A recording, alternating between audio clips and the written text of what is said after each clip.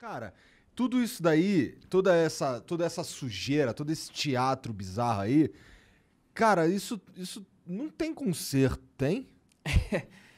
Então, a gente trabalha, zela para que tenha, né? Mesmo os autores que eu estava citando, porque outro dia eu citei duas crônicas do Lima Barreto, ele tem outras que são mais famosas, mas eu peguei umas do baú. Eles estavam lá dando o diagnóstico da realidade, né, daquilo que acontecia, na esperança também de melhorar, né? Você expressa para ter consciência do problema e para ver quais são as ferramentas que podem ser desenvolvidas. Agora, mesmo para fazer isso, você entra num debate público em que existem as claques dos bandidos, né? As claques dos corruptos, dos lavadores de dinheiro, dos amigos de pessoas que acabam blindando esse pessoal. Então, eles vêm com muita desinformação, tentando bagunçar tudo. A gente faz o trabalho de diagnosticar, de expressar, de cobrar, exigir providência. E é preciso haver sempre uma pressão popular. Eu estava até lembrando hoje, em alguma conversa que eu tive, que o Ricardo Lewandowski foi flagrado na época do Mensalão, dizendo a imprensa está com a faca no nosso pescoço, a ordem era para aliviar e tal. Você vê, porque tem articulação política do bastidor. Mas eles, quando estão pressionados, quando você tem o holofote em cima e tal, é mais difícil. Aí eles tentam adiar, deixar para um momento em que as pessoas estão preocupadas com outra coisa, e aí eles vão passando a boiada deles.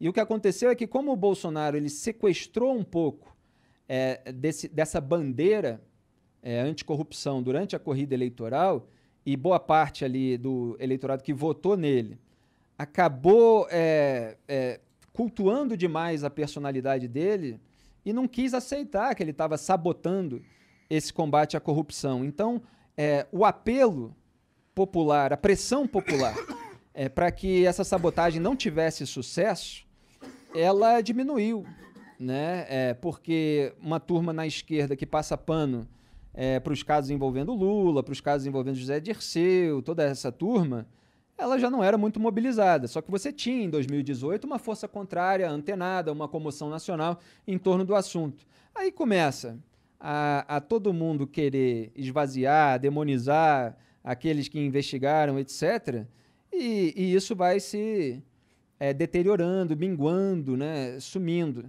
Agora você tem a possibilidade de uma terceira via recuperar na arena política aquilo que a gente está falando há muito tempo no debate público, que é a mesma coisa, no fundo, do que o Jair Bolsonaro fez em 2018. Ele pegou aquilo que nós estávamos falando sobre determinadas questões. E agora você precisa de uma pessoa que, ao contrário do Jair Bolsonaro, tenha condições de levar à prática essa visão, né? Esse diagnóstico da realidade. Porque, assim, as pessoas das claques, como eu chamo, governistas ou lulistas e tal, elas fingem que não estão acontecendo e as coisas são evidentes. Você aponta etapa por etapa e vai e tem a consequência. Está acontecendo tudo aquilo que a gente estava mostrando que ia acontecer. Sim. A impunidade geral, todo mundo se safando. O Gilmar Mendes, por exemplo, engavetou lá o caso do quadrilhão do PP, engavetou antes de colocar em julgamento. PP é o partido do Arthur Lira, que é o líder, o presidente da Câmara apoiado pelo Jair Bolsonaro, do Ricardo Barros, do Ciro Nogueira. O Ricardo Barros nem estava nesse caso, era mais Arthur Lira, Ciro Nogueira e outros.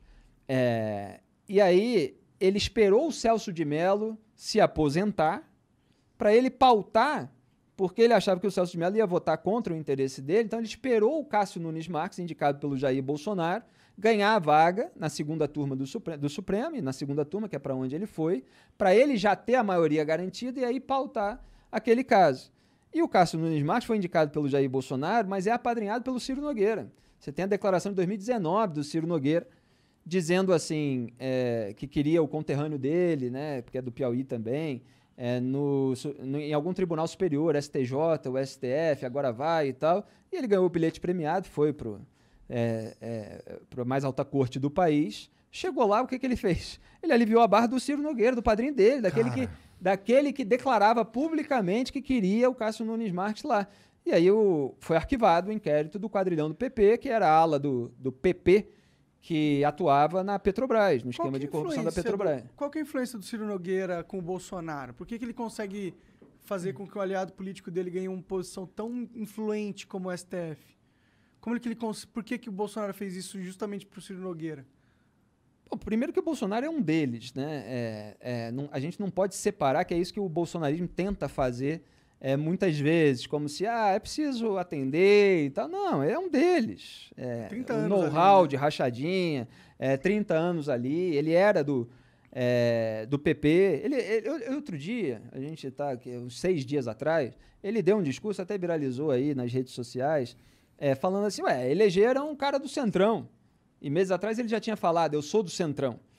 E dessa vez que ele falou assim, elegeram um cara do Centrão, ele dá uma risadinha cínica, assim, que é como se ele dissesse para o eleitorado que votou nele, enganei vocês.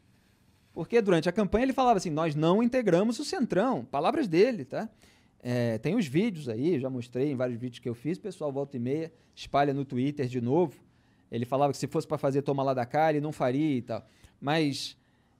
voltando à sua pergunta, então eles são mais ou menos a mesma coisa, Então ele só já que tem o conexões Centrão políticas com o Ciro Nogueira anteriores. Talvez Já. um jogo que a gente não conheça. não, já, enfim, ele era do partido, só que o Bolsonaro, justamente pelo medo de cadeia da família, ele ficou cada vez mais dependente do apoio parlamentar para não ser alvo de um processo de impeachment.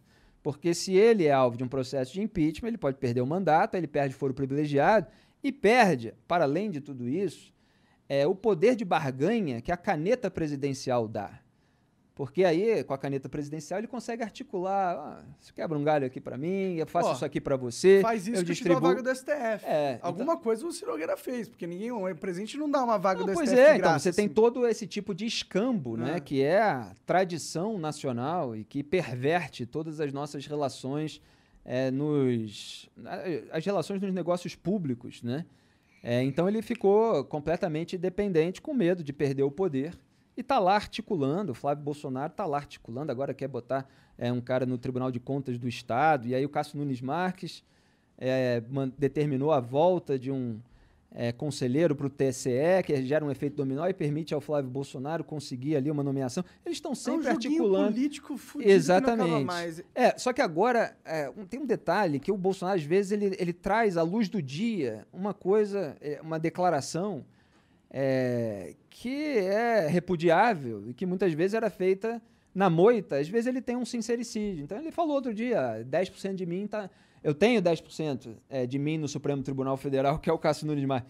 Tipo, ele tá lá mesmo para me atender, entendeu? Aí depois ele fala isso, ele percebe que falou, ele fala, não é que eu mande no voto dele, mas é que ele tá lá, a gente precisa.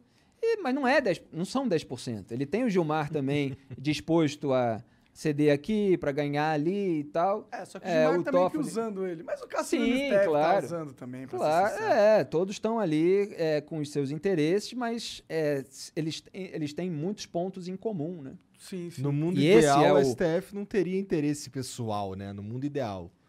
No mundo ideal, tudo seria julgado conforme as provas, né? Não por qualquer tipo de interesse político. Os próprios presidentes escolheriam ministros do Supremo pela sua qualidade, não pela sua fidelidade a eles próprios e aos seus próprios grupos políticos, mas no Brasil, lamentavelmente,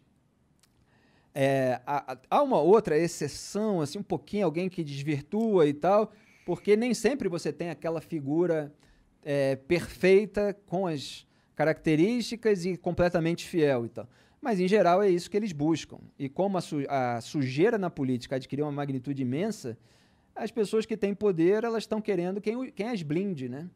E é isso que elas fazem, e se o Bolsonaro ficar aí, ele vai colocar mais ministro para blindá-lo. E tu acha que assim ele como o Lula fez, né?